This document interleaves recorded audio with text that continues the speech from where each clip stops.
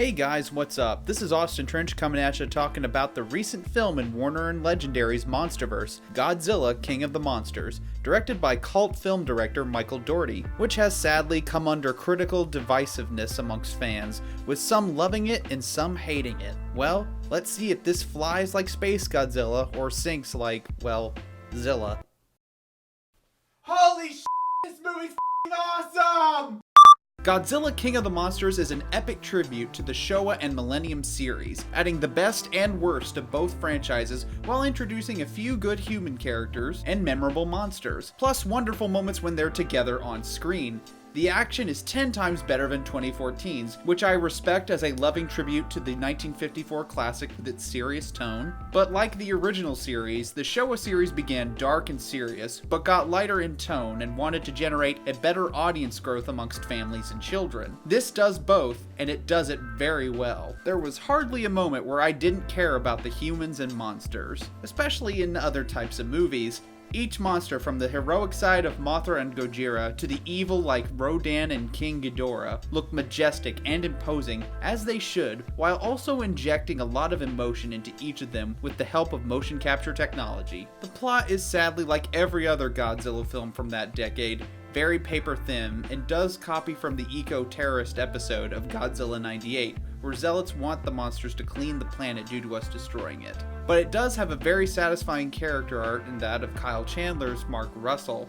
The villains are fine, I guess, but they simply pad out the running time until the animators can render King Ghidorah's next bloody rampage. Charles Dance is clearly enjoying the role, and he's giving it, like any other pro actor, his all, and is taking delight in playing a truly kid-friendly but cold-blooded villain. Now, Ken Watanabe's Dr. Serizawa is truly the most memorable character in the whole Legendary franchise, and let's say he does something here that gives me flashback to a mixture of the 1954 film and the 1991 film Godzilla vs. King Ghidorah.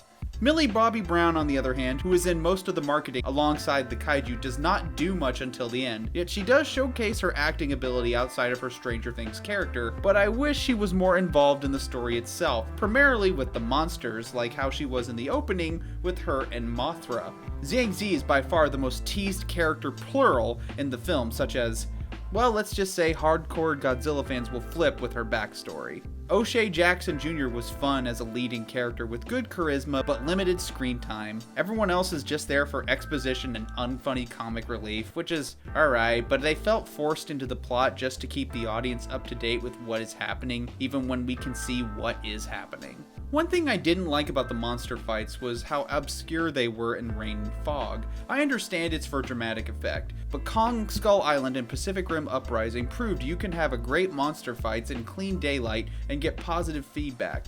Well, most of the time. But overall, the fights are good, it's just that one issue I hope Godzilla vs. Kong fixes. In conclusion, Godzilla King of the Monsters is an excellent entry into the Godzilla series, and unlike the Netflix films, it has a better plot and characters, even if it's paper thin, and has a grand scale of fun and views on species with the insignificance of mankind, with some poor character actions and motivations that can be fixed. I rate it a 9.8 out of 10. So what did you guys think of Godzilla King of the Monsters? Leave your statements in the comments section below, and please, go see Godzilla King of the Monsters to show we kaiju fans are here, and we want more.